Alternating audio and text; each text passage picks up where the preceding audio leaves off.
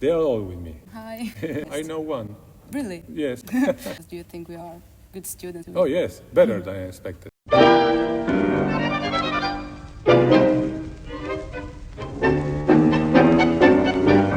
Hi everyone, and I'm here. I have the big honor to have as a guest Maestro Ignacio Varchausky, who is a big maestro who came straight from Argentina to teach us about tango. But now thinking about it, if we Google your name, we actually don't find something like writer or composer. We actually know you for your teaching methods and stuff. So could you please introduce yourself to the camera? Yes, well, my name is Ignacio Varchausky. I'm a tango musician. I'm a bass player. And over the years I've been conducting very different activities, from playing to teaching, to spreading the word about tango, from being a collector to being a producer, and so I've been doing all kind of stuff, which for me are part of the same thing, which is the different ways I approach the tango culture, right? So I do all that kind of stuff. Because of course we met you not as a double bass player, but we met you as a teacher. Yeah. And in here I brought my very first technique book that was written by Yvonne Han, and she really taught me anything that could be possibly useful for the bandoneon, of course. You teach in general the tango music. Have you ever heard of this Maestro Yvonne Han? Yeah, of course, I worked with her. She's great. You did? Yes. You met her? Yes. Because I met many maestros, and I was curious about, in particular, how did you meet Fabio? Yes. Well, with Fabio, we've been following each other over the internet, actually, and I have heard all great things about him from different colleagues. And more, I've been following also his playing with orchestras, and I heard some years ago about his work here at the Cagliari Conservatory, which by itself, I think is an amazing act of love and bravery, and being a tango person, a tango militant, it makes me really happy and really proud that somebody, so far from my home. Well, in Europe it's pretty unique. I know, it made me really happy and really proud to know that something like that was happening. So for a while I was eager to meet him and eventually work with him. So I'm really excited to be here and witness, the amazing work he's done with the bandoneon teaching and so many students he has here, to my surprise, and also this orchestra. Well, glad to hear that. We hope that our students are good as you expected me to. Oh yes, better than I expected. Yes, I mean we've been working with very difficult materials, and all have been very receptive and capable of receiving the information and taking the music to the next level. So yeah, I'm really happy. Yeah, this is cool. But it's better. I thought that you had high expectation, and I was kind of worried at first. But we see that you are a chill person. Yeah, we can really cooperate. It's very cool at lessons. Also, as you said, you worked for the Emilio Balcarce Orchestra. Yes. And you I still do. Yeah, you still do, but you were the double bass player. How did you start with the double bass? With in general playing it? With the school, with the tango Emilio Balcarce Orquesta Escuela de Tango Emilio Balcarce, I am the founder and the artistic director, and I've been leading the project for 25 years now. Wow. Yeah. Well, I'm 17, I don't even have 20 years, so I can't imagine how long that's good for me. The best is about to come, so know that.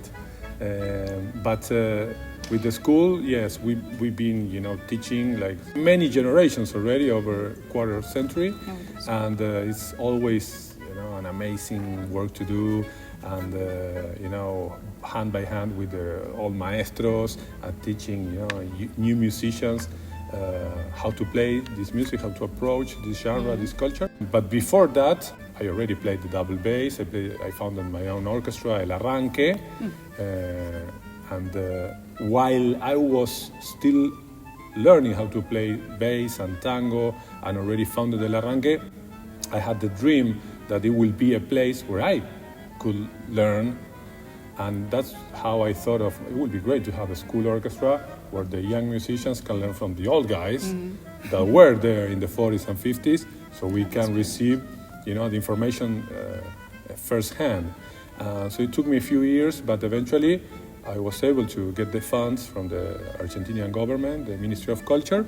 So I continue playing with El Arranque, but also leading this pedagogical program. Well, this is a good way to start a big project, because you are known all over the world, thanks also to your online course. I also checked on your YouTube channel, which is very interesting, especially lately you've been publishing kind of a series with episodes, and I've been watching them. There are interviews, and there was, for example, the Color Tango, which is the orchestra that continued the work of Osvaldo Pugliese, yeah. And that's pretty cool too, to get in touch with such people and actually interview them. But well, usually it's dumb to ask you what kind of orchestra may be your favorite style, because it's maybe a non-expert question, even though I know that secretly Fabio's favorite orchestra is Enrique Maria Francini's one. Okay. Don't tell him, I told Okay. you that. But I won't ask you this, it's kind of stupid. I will ask you instead which one you found the hardest to explain on video. Because sometimes I see you also explain different styles with different parts, like part 1, part 2, and you always say something different. So I mean, it's really hard to compact everything for just one video. Which one was, do you think, the hardest? Of course. Not to explain face by face, I mean.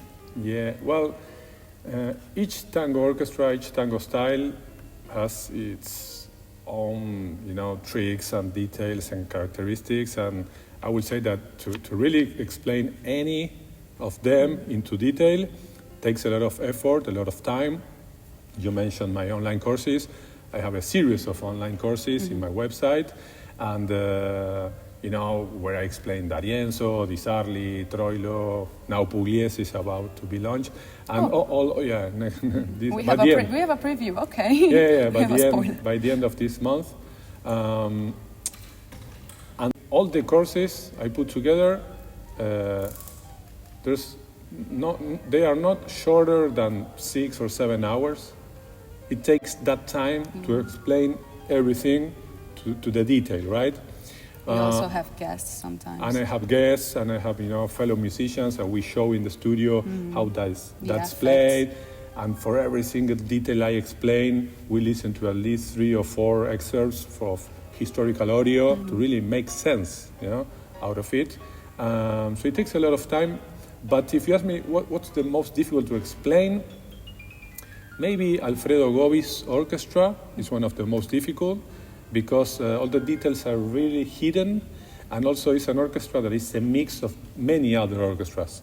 When you listen to Gobi's orchestra, you are listening to Julio De Caro, to Carlos Di Sarli, to Aníbal Troilo, to Osvaldo Pugliese, and the way those influences or those pieces of information interact are not that easy to explain. And there's so much that is not on the paper that is difficult to explain. Now, to reproduce, it will be Gobi as well, but also Di Sarli, Di Sarli, maybe it might be easier to explain, but very difficult to recreate, although it sounds and looks easy on the paper, no? Yeah, because there's a very huge difference between the legato and the staccato part.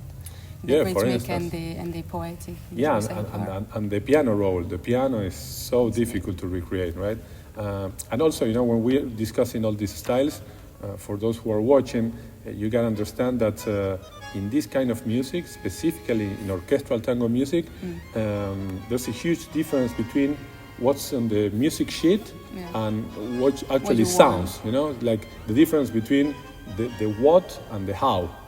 Because the same what, the same paper will sound very different if played by Pugliese's musicians or D'Arienzo's musicians or Troilo's musicians, and that has to do with the approach and the idea and the logic behind those styles, which I think is super rich, interesting, and really fulfilling if you get into this music. And of course, it's an endless research and work to really grasp the details, and of course to recreate them if you want to. And then if you listen to the recordings, each year is different from the past one. So like you have several versions of the same, maybe the same sheet, but you don't hear the same effects or sounds that maybe they lost over the years, so they changed it. Another thing, we could say that nowadays, talking about tango, probably one of the most known pieces is Libertango by Astor Piazzolla. Yeah. So Piazzolla is one of the most famous artists nowadays, if we can name one. But also, Yeah, by far, no? yeah, by far. But we're playing, for example, La Comparsita di D'Arienzo. Many people don't know the title of the music, but also the composer. But actually, it's a very famous piece. Yes. And we know that tango actually was made to dance, was a popular music. So it started with the idea of the dancing, but actually then it became something more on the technicism, on the music, on the bandoneons, together with all the ensemble of the orchestra. I wanted to ask you, this is a bit personal, but do you think that in general playing tango that have more fun, we could say, the dancers or the musicians, by your experience with the style? No, I think it could be equally challenging depending what's your goal. Like if you want to be a professional, it's one thing. If you want to do it just for fun and in an amateur way, it's different. But to become a serious professional dancer could be as challenging as be a professional musician. Different art forms, but I don't see that they're easier or more fun. It's different expressions of the same thing. But going back to La Comparsita,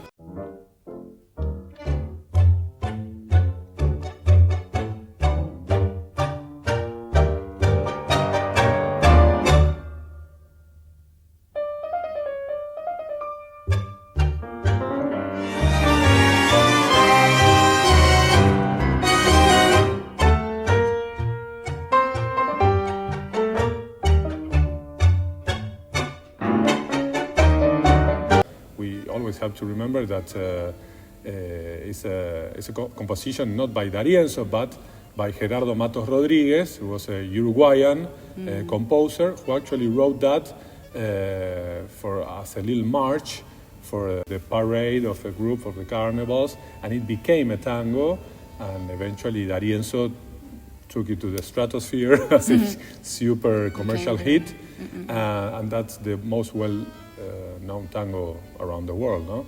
And the tango with most versions ever recorded, no? But again, with your question, I don't know. I think you can have as much fun doing one thing or the other, but it will all depend on what's your goal. If you just do it for fun, or you want to become a professional. Have you ever tried to dance tango yourself? Have you ever tried? Yeah, I dance a little bit. Oh, yes, yes. I find it challenging, but I find it fun as well.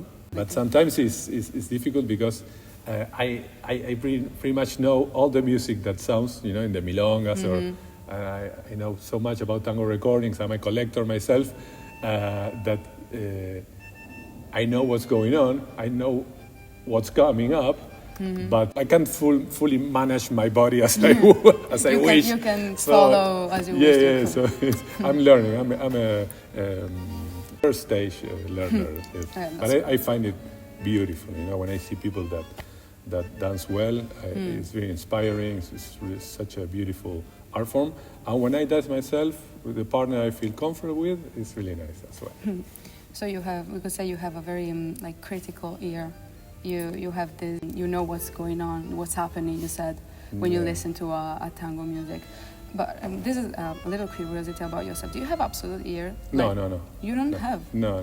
Because you're really quick at getting what's going on, even though maybe you don't guess what notes they are, but you're really good also at first learning, first reading. I thought that you had absolutely... No. It's a compliment, actually, because I have it. Thank you. And sometimes I don't understand what's going on, but I can't be this as critical as you are, so I thought that you had absolute ear for that. Yeah, well, I think they're like different talents, maybe, but I think that it's part of my job, and it's part of my logic. Like I've been listening like this since I was your age, as part of the fun of listening to music, right? And also as part of the logic we had at home with my brother, my father. We always like to listen to this, listen to what the piano is doing or what the bass is doing. So I always had that approach to music, and so I've been always been quite analytical about what's going on, and I think that led to the job I do with my online courses or teaching an orchestra or whatever, or writing books about it. But that being said, I like to think that I never lost the capacity of just enjoying the music as a whole, without paying attention to every single detail. Like, there's a moment for each thing, And when I teach, especially when I teach dancers or non-musicians in general, like maybe they come to my conferences and we spend 2 hours, 3 hours listening to details and this and that, and this is the counterpoint, and this is the marking model, and this is the blah, blah, blah. I always tell them, okay, this is like a lab, a laboratory, right? We're doing this as an exercise, but then when you go back home, never forget to just enjoy, the beauty of this, cloud of information, cloud of emotions, and just let yourself enjoy it without getting too analytical. Otherwise, you go crazy. And you miss the point too. No? You have to enjoy the music also. Yeah.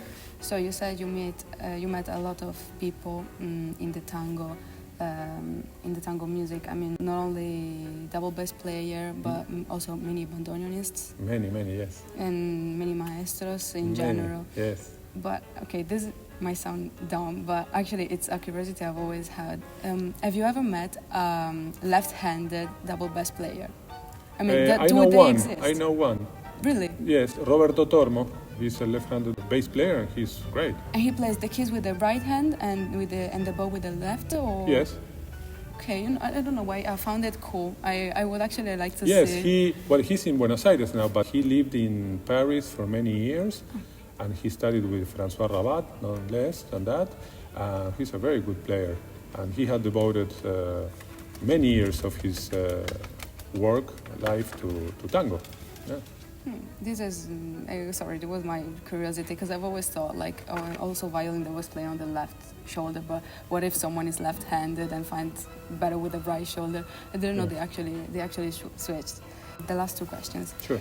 First, I wanted to ask if you've ever learned more from a nice lesson. I mean, where you did the thing wrong, but it was actually explained to you still, like, calmly, chill. Or have you ever been scolded and you learned more from that scold? No. Scold? No. No. That's pointless. Everyone's chilling when outside. No, and I wouldn't say that, but I think that the good teacher is the one that brings you closer to what you want to learn. To the result. No, that takes you away from it. And so if you want to scold someone trying to teach a lesson, it will probably be counterproductive, most times. And if it's not, because how emotions and the brain works, it will surely have a cost, no? And that's the way I see it. So no, I always appreciate good, nice, loving teachers, and I like to think that's my way of teaching as well. Trying to share the passion, to inspire others, and to share whatever I have to share with those who are interested, and the other way around is like, it's not for me. I don't like that. Well, we could see also in your lessons that you always try to cheer up, and even if you point us out, maybe if you zone out and you just do a joke or stuff, but it's actually pretty enjoyable. And how are you finding yourself here? What do you expect from the masterclass? Do you think we are good students? How do you see our preparation for Sunday? I'm having a lot of fun. I'm enjoying it really much. Like, for me, I teach around the world. I've been teaching around the world for decades now, and for me it's always different. It's always a challenge. You know, it's nice to hear what you think, how we prepared it, and what this is below or on top of your expectations. But for me it's also a challenge. Because I come here and I don't know what I'm going to hear. Oh, yeah. And I'm not sure, if those playing are in the know, or they are new to it, or if they're interested, or if they're serious, or if they're, I don't know, respectful or not. I don't know. Of course, having been invited by a person like Fabio, I know many things are right for sure, but still I don't know who you are, and I've been enjoying it a lot, not only because all of you play well, but more than that you are all open and eager to receive the information. You see, and that's the key. Because I came straight from Buenos Aires, invited by Fabio, by the conservatory, and I crossed the Atlantic to bring 12 hours of flight or more. 12 hours, the first scale, and then here. But my point is, I travel a long way to come here, and I bring with me my lifetime experience, and I bring with me Emilio Valcarce and Leopoldo Federico and Julian Plaza, and all the musicians that play with Troilo, with this. I bring them all with me. They are all with me. And yeah, we can see them. Hi. Basically, yeah. And all the experience, and all of that, and all that effort makes sense if there's someone who's open and willing to receive, the tradition, the information, and the love within. And it's been the case. So for me, to travel here, to bring all that, and see that you're all, eager to receive information and respectful and playing well and asking questions and doing your best effort and accepting indications or criticisms is the best prize possible, you see? So I'm enjoying that. And because I bring my culture, I bring my history, I bring my maestros, as I said, so it couldn't be better, because that's the mission. That's the mission, to spread the word, to share the music, to share the information, and to share the beauty and the love within this art form. So I'm really happy. Well, this being said, I have to thank you. Thank you. For being here, for letting me have this little interview. My pleasure. One last thing I'll ask you, I'll personally ask you a signature, but on this specific paper. Okay. Don't mind all the writings and stuff. You can just sign once. It's. What kind of contract is this? Where I sign? No, here. Okay. You have the. Yeah. Just a sign. Yeah.